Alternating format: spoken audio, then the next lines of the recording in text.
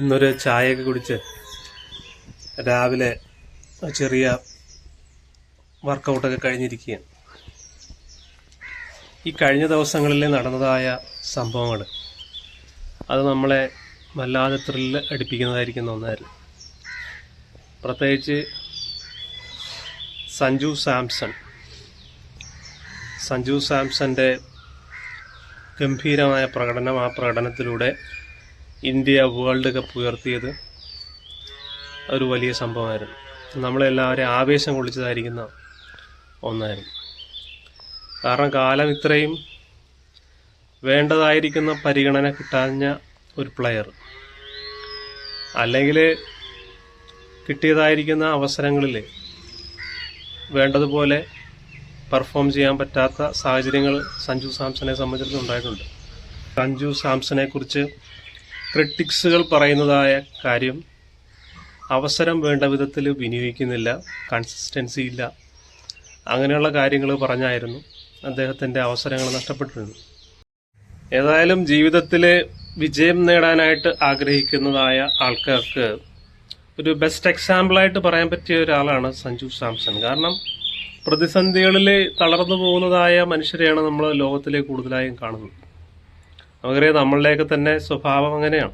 നമ്മളെ എൻകറേജ് ചെയ്യാനും പ്രോത്സാഹിപ്പിക്കാനും ഒക്കെ ആൾക്കാരുള്ളത് നമ്മളെ വല്ലാതെ ഉത്സാഹിപ്പിക്കുമെങ്കിലും ജീവിതത്തിലെ പ്രതിസന്ധികൾ വരുന്ന സമയത്ത്, പ്രതികൂലങ്ങൾ വരുന്ന സമയത്ത് നമ്മൾ ആദ്യകാലങ്ങളിൽ ഉണ്ടായിരുന്നതായിരിക്കുന്ന ഉത്സാഹം കാണിക്കണമെന്നില്ല. അല്ലെങ്കിൽ ആ പ്രതിസന്ധികളെ, പ്രതികൂലങ്ങളെ ഒരു പോസിറ്റീവ് സെൻസോടെ, ഒരു പോസിറ്റീവായിട്ട് നേരിടണമെന്നൊന്നുമില്ല. പെട്ടെന്ന് എല്ലാവരും തളർന്നും തകർന്നും ഒക്കെ പോയിട്ട് അതിൽ നിന്ന് ഗിവപ്പ് ചെയ്യാനായിട്ട്, അതിൽ നിന്ന് തോറ്റ് പിന്മാറാനായിട്ടുള്ള ഒരു മൈൻഡ് സെറ്റാണ് എല്ലാവർക്കും തന്നെ ഉള്ളത്.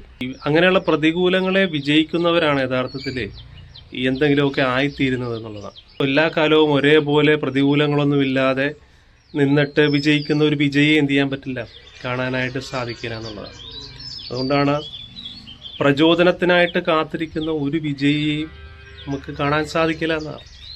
അപ്പോൾ അതാണ് ഒരു ഫിലോസഫി എന്ന് പറയുന്നത്. അപ്പോൾ ഇവിടെ സഞ്ജു സാംസനെ സംബന്ധിച്ചിടത്തോളം കഴിഞ്ഞ കുറേ വർഷങ്ങളായിട്ട് അദ്ദേഹത്തിൻ്റെ പൊട്ടൻഷ്യൽ എന്താണോ അതിനനുസരിച്ച് അത് വിജയിക്കാനായിട്ട് സാധിച്ചില്ല എന്നുള്ളത്. എന്നാൽ ഇന്ന് ഏതെങ്കിലും ഒരു സാധാരണ ഒരു ടൂർണമെൻറ്റിലല്ല, വേൾഡ് കപ്പിൽ തന്നെ അദ്ദേഹത്തിൻ്റെ ടാലൻ്റ് എന്താണ്, അദ്ദേഹത്തിൻ്റെ കഴിവെന്താണ്, സഞ്ജു സാംസൺ എന്ന് പറയുന്ന ആളുടെ കേപ്പബിലിറ്റി എന്താണെന്നുള്ളത് തെളിയിച്ചു കൊടുക്കാനായിട്ട് സാധിച്ചു എന്നുള്ളതാണ്. അത് ലോകം അക്സെപ്റ്റ് ചെയ്തു, ഇന്ത്യ അക്സെപ്റ്റ് ചെയ്തത്. ഈവൻ ക്രിട്ടിക്സ് അവർ പോലും സഞ്ജുവിനെ ഇപ്പോൾ പുകഴ്ത്തിക്കൊണ്ട് രംഗത്ത് വരുന്നതായിരിക്കുന്ന കാഴ്ചയാണ് കാണുന്നത്. അപ്പോൾ നമ്മൾ പണ്ട് ഒക്കെ വേൾഡ് കപ്പ് കാണാനിരിക്കും, മിക്കവാറും ആ ഫൈനൽ കളിക്കുന്നത് ഓസ്ട്രേലിയ ആയിരിക്കും. ഓസ്ട്രേലിയ കളിക്കാത്ത ഫൈനലുകൾ കുറവാണ്. മിക്കവാറും ഓസ്ട്രേലിയ ഫൈനൽ വന്നിട്ടുണ്ടെങ്കിൽ അവർ കപ്പ് കൊണ്ടുപോയ ചരിത്രമാണുള്ളത്. അപ്പോൾ ഇന്ത്യയുമായിട്ട് ഫൈനൽ വരുന്നതായ കളി നമ്മൾ വളരെ ഭയത്തോടുകൂടിയായിരുന്നു കാണും, ടെൻഷൻ അടിച്ച് വല്ലാതിരുന്ന കാണുന്നത്. കാരണം കളിക്കുന്നത് ആരുമായിട്ടാണ്, ഓസ്ട്രേലിയയുമായിട്ടാണ്. അത് ഈവൻ ആ മഞ്ഞ ജേഴ്സി കാണുമ്പോൾ തന്നെ പകുതി ടീം തോറ്റുപോകും. അതായത് ഇപ്പോൾ എതിരായിട്ട് നിൽക്കുന്ന ടീം ആരാണെങ്കിലും ആ മഞ്ഞ ജേഴ്സിയിൽ കളിക്കുന്നതായിരിക്കുന്ന ആ ടീം അംഗങ്ങൾ, അവരുടെ പെർഫോമൻസ്, അതുകൊണ്ട് തന്നെ ആ മഞ്ഞ ജേഴ്സിക്ക് ഒരു പോസിറ്റീവായിട്ടുള്ള രംഗമുണ്ട്. അതായത് മറ്റു മനുഷ്യരെ എതിർ ടീമിനെ ഒരു ഭയം ജനിപ്പിക്കുന്നതായിരിക്കുന്ന ഒരു ഓസ്ട്രേലിയ പണ്ടുണ്ടായിരുന്നു. ഹിൽക്രിസ്റ്റും എയ്ഡനും ബ്രെഡ്ലിയും ഒക്കെ കളിക്കുന്നതായിരിക്കുന്ന കാലഘട്ടം, റിക്കി പോണ്ടിങ് കളിക്കുന്നതായിരിക്കുന്ന ആ കാലഘട്ടം. ആ കാലഘട്ടത്തിൽ ഓസ്ട്രേലിയയുമായിട്ട് ജയിക്കുക എന്ന് പറയുന്നത് വളരെ പ്രയാസമാണ്.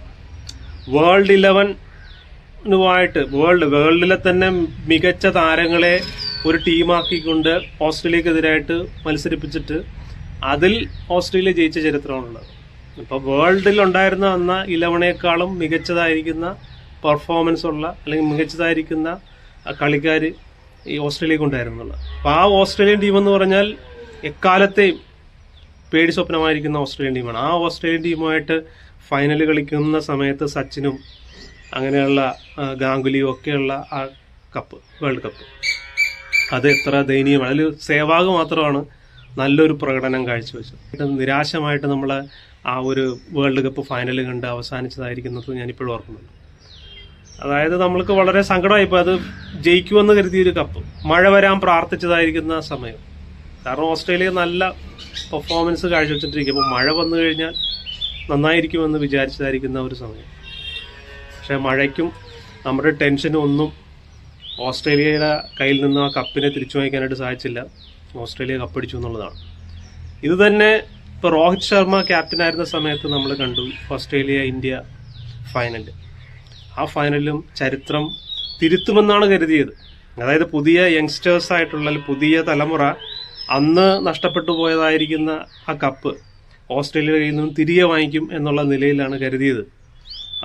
കാരണം രോഹിത് ശർമ്മയൊക്കെ നല്ല ഫോമിലായിരുന്നു.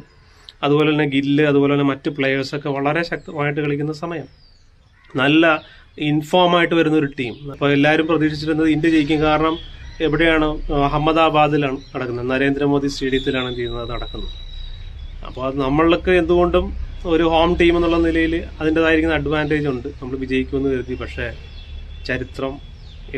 ചരിത്രം ഓസ്ട്രേലിയക്ക് അനുകൂലമായിട്ടാണ് നിന്നത്. ചരിത്രം വീണ്ടും ആവർത്തിക്കുകയാണ് ചെയ്തത് എന്ന് കാണാൻ കഴിയും. അപ്പോൾ ഞാൻ പറഞ്ഞു വന്ന കാര്യം എന്ന് പറഞ്ഞാൽ, നമ്മൾ എപ്പോഴൊക്കെ ഈ ക്രിക്കറ്റ് ഫൈനൽ കണ്ടിട്ടുണ്ടെങ്കിലും ആ ഫൈനൽ, ഇന്ത്യയുമായിട്ടുള്ള ഫൈനല് ഒരിക്കലും ഇത്ര ഈസി ആയിട്ട് കണ്ട ചരിത്രമില്ല. എപ്പോഴും അത് വലിയ ടഫായിട്ട് വരും. ഇപ്പോൾ ധോനി അന്ന് 6 അടിച്ച് കളി ജയിക്കുന്ന സമയത്തും അത് ടഫായിട്ട് വന്നു. ശ്രീലങ്കയുമായിട്ടുള്ള നിലയിൽ ടഫായിട്ട് വന്ന് ധോനി 6 അടിച്ച്, ധോനിയുടെ ആ ഒരു പെർഫോമൻസാണ് അത് ജയിപ്പിച്ചതെന്നുള്ളത്. അപ്പോൾ അത് 6 അടിച്ച് അങ്ങനെ കളി ജയിക്കുന്നതായിരിക്കുന്ന രംഗം നമ്മൾ ഇപ്പോഴും ഓർക്കുന്നുണ്ട്. പക്ഷെ അതും ഒരു ടഫ് ഗെയിമായിരുന്നു എന്നുള്ളതാണ്. പക്ഷേ അതൊക്കെ മുമ്പ് 2020 വേൾഡ് കപ്പ് പാകിസ്ഥാനുമായിട്ട് നേടുന്നതായത് അതും വളരെ ആവേശത്തിന്റെ മുൾമുനയിൽ നിന്നിട്ടാണ് ആ കപ്പ് എന്ത് ചെയ്യുന്നത്, നമ്മൾ വിൻ ചെയ്യുന്നത്. പക്ഷെ എന്നാൽ അതിൽ നിന്നൊക്കെയും തികച്ചും വ്യത്യസ്തമായിട്ട് ഈ ഒരു ഫിയർലെസ് ആയിട്ടുള്ള ഈ ഒരു തലമുറ, അവർക്ക് ഫൈനലെന്നോ സെമി ഫൈനലെന്നോ ഒന്നും ഒരു നോട്ടവും ഇല്ല. അതിൻ്റെതായിരിക്കുന്ന ടെൻഷനും അവരുടെ മുഖത്തില്ല. അവർ വരിക, അടിക്കുക എന്നുള്ള ഒറ്റ രീതിയിൽ കളിക്കുന്നതായിരിക്കുന്ന ഈ പ്ലെയേഴ്സ്. സഞ്ജു സാംസൺ എന്ന പ്ലെയറിന്റെ നല്ല പെർഫോമൻസ് ഇല്ല എന്നുണ്ടെങ്കിൽ ഈ വേൾഡ് കപ്പിൽ നമുക്ക് വിൻ ചെയ്യാനായിട്ട് സാധിക്കില്ലായിരുന്നു. നിർണായകമായിരിക്കുന്ന ഗെയിമിൽ 97 അടിച്ച് ഇന്ത്യയെ സെമി ഫൈനലിലേക്ക് കൊണ്ടുവരുന്നു. സെമി ഫൈനലിൽ നിർണായകമായിരിക്കുന്ന 89 അടിക്കുന്നു. അതിനുശേഷം ഫൈനലിൽ എന്ത് ചെയ്യുന്നു? ഫൈനലിൽ 89 അടിക്കുന്നു. ഫൈനലിൽ ഏറ്റവും കൂടുതൽ സ്കോർ ചെയ്യുന്നതായിരിക്കുന്ന ഒരു വ്യക്തി ഒരു പ്ലെയർ എന്നുള്ള നിലയിൽ ഏറ്റവും കൂടുതൽ ഇന്ത്യയിൽ നോക്കിക്കഴിഞ്ഞാൽ നമുക്ക് 89 ഏറ്റവും കൂടുതൽ നമ്മൾ കാണാനായിട്ട് സാധിക്കും.